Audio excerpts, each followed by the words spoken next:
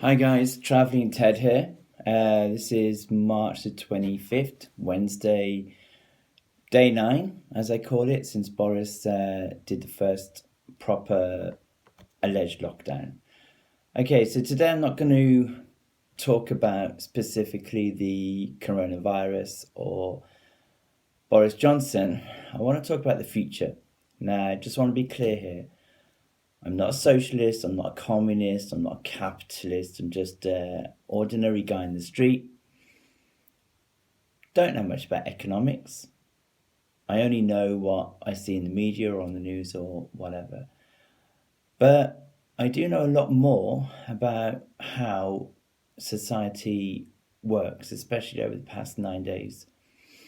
How it is obvious, I think, to anyone with even half a brain, that basically when all this is done and over, society as a whole, and this is not a revolution, it's not radical, we have to do a big reassessment about how all of us see each other, conduct our lives, everybody from the very top business to the very bottom.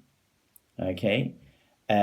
The very top business who, in all honesty, quite a few of them just out and out greedy, to the very bottom, the vulnerable, who, as Jeremy Corbyn once said, and he just said, we have to accept that there are some people who struggle to look after themselves. And it is the rest of society's job to do that for them. So, this has probably been done before. In history, there was the 1840s Chartist movement in Great Britain to, encourage more voting rights for people and all that.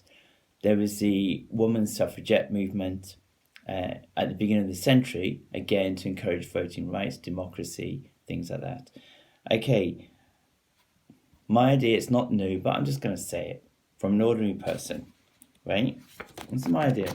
Basically, hashtag social charter 2020.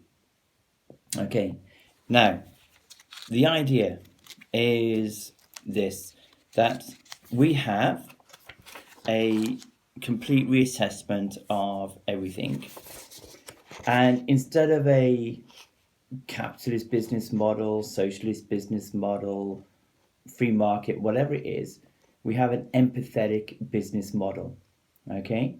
An empathy means to understand, to be at one with people, to really get to know what they want. Okay? So, empathetic business model, I know that you have to have profit, but we can have an empathetic profit.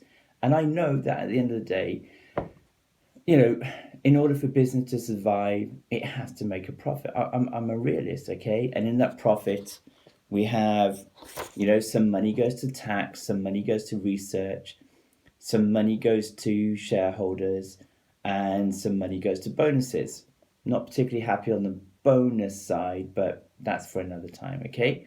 So we have kind of four main things that are associated with a healthy profit. But an empathetic profit would also include your core resource. Your core resource. And the core resource of any company, big or small, is the workers. Okay? The workers are the core resource. And the workers are part of the wider community.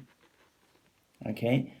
And as a empathetic business model, okay, we need to look after the community so that the community in turn is able to support the workers, who are in turn able to support business.